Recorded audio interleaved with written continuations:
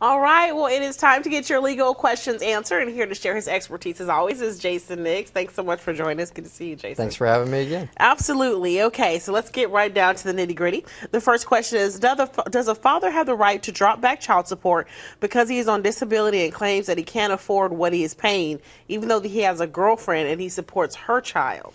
Well, first of all, he can't just change it willy-nilly himself.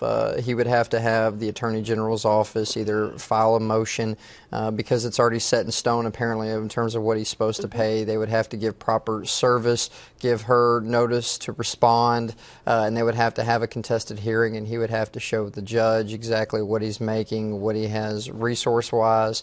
But he's not going to be able just to reduce it because he's got disability. It sounds like he already owes the back child support. And so they may lower in terms of how much they take out per month based on what his resources are, but it doesn't make it go away in terms of what he already previously owes.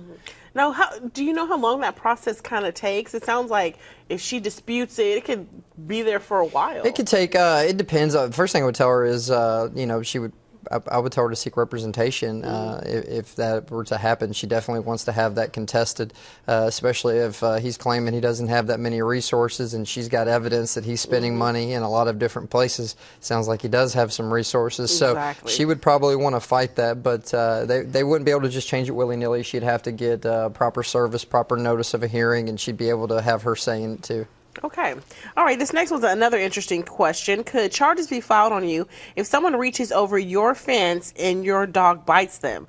I have notices posted on fence, beware of a dog. Now, this hasn't happened, but still, she just wants to know. Well, when I read this one, I thought this was like a really good law school type question with all kinds of possibilities going on around. Brings me back to, feels like too long ago.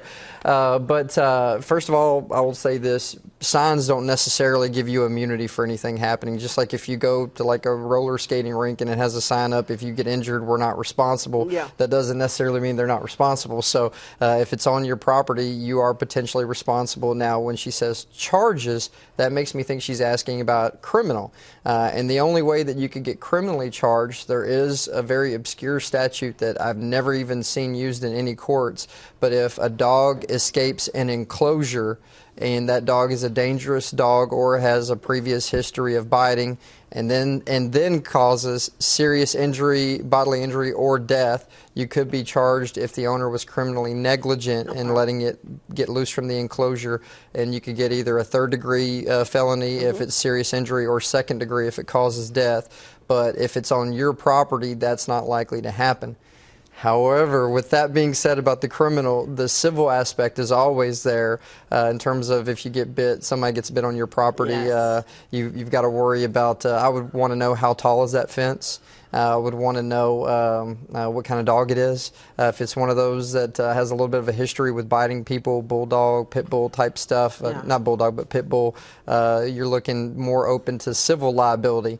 But criminal is not very likely, and under the way she worded the question, she's not going to have criminal liability, but she may have civil depending on what some of the situations are with the fence. And of course, she could be fined. You know. She could be, absolutely. Yeah. There's a lot of local ordinances or state ordinances. I mean, I would tell her also, it sounds like that person's trespassing on your property as well. Yeah. So there's a lot of different issues with that question. It was a really good question, but based on the facts given, not likely for criminal charges, possibly for civil, depending on a number of different factors we don't have access to. And it sounds like another situation where maybe you should get an attorney. Yeah, if that were to happen, if Yeah. someone were to get bitten, you would probably want to consult an attorney because there's a lot of different things that could come up with that type of case. Okay, awesome. Okay, I received a speeding ticket. I have a CDL. I was told I could go talk to a judge and ask for a deferred adjudication, and I did. Judge had me deferred an adjudication for a month. I paid the money and walked away. I got a phone call from the court saying that they did not realize I had a CDL and told me I could not have deferred adjudication. I don't feel like I should accept that because the judge would not hear anything but my plea and has ruled. Why should I have to accept that? How can you rule on something and then take it back? I agree with that person completely. I would say just say no. The case is already finally pled. It's over with. Now, if someone on behalf of the prosecution for that case wants to file like a motion for a new trial or for some kind of other issue or file an appeal, that would most likely be appealed at the county court level instead of either the JP or municipal court level, and then she may have to explain or defend it in that position. But based on what you're telling me now, that case is over with and done. I would say no. All right, so it sounds like if something's already been ruled on, don't let them try to backtrack. No, right? don't let them. That's a mistake that they made. It shouldn't be to your detriment. The case should be over with. If there is something that you get served with, I would get another attorney, and I'd go fight that. All right, Attorney Nix, thanks so much. And Thank again, you. if you want your questions answered, all you have to do is go to our Facebook page, whether KFDM or KBTV, and you can just put your question in. We have a little slot right there that says get your questions answered by Attorney Jason Nix, and he joins us every Thursday to answer those questions. We'll be right back. You're watching Southeast Texas Live.